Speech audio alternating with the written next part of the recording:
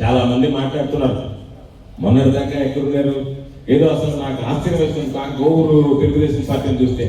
అసలు తెలుగుదేశం పార్టీ ఆవిర్భావం నుంచి ఉన్నటువంటి వాళ్ళు కూడా ఎంత గట్టిగా మాట్లాడరు. ఏదో అసలు తెలుగుదేశం పార్టీని పెంచి పోషించి వాళ్ళే తెలుగుదేశం పార్టీని నీడన పెరిగినట్టుగానే మాట్లాడుతున్నారు. మీరు పెరిగింది ఎవరి నీడన?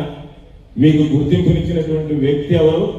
ఈరోజు మీరు శాసనసభ్యులు, పార్లమెంట్ సభ్యులు కాగలిగారంటే అది జగన్మోహన్ రెడ్డి గారు పెట్టినటువంటి భిక్ష అవునా కాదా అనేటువంటిది మీరు ఆత్మపరిశీలన చేస్తారు. నేను చెప్పాల్సినటువంటి అవసరం లేదు. ఎన్ని సభల్లో, ఎన్ని సమావేశాల్లో మీరు మైకులు తీసుకుని జగన్మోహన్ రెడ్డి గారు లాంటి వ్యక్తి లేడు అని చెప్పి పొగిడి ఈరోజు మళ్ళీ మీరు జగన్మోహన్ రెడ్డి గారిని విమర్శిస్తున్నారు. నాకేం బాధలేదు. మీరంటే చాలా మంది 175 నియోజకవర్గాల్లో జగన్మోహన్ రెడ్డి గారిని విమర్శిస్తారు. జగన్మోహన్ రెడ్డి గారు ఆలోచన సరళ విధంగా ఉంటుందంటే వాడికి సమాధానం కూడా చెప్పడం, పట్టించుకోడు. నేను అడిగేది ఏంటంటే మీరు మాట్లాడే ముందు ఆలోచన చేయాల్సింది, ఈ జిల్లాలో ఎంతమంది కోటీశ్వరులు లేరు? అంతమంది కోటీశ్వరులకు పదవులు రాలేదే.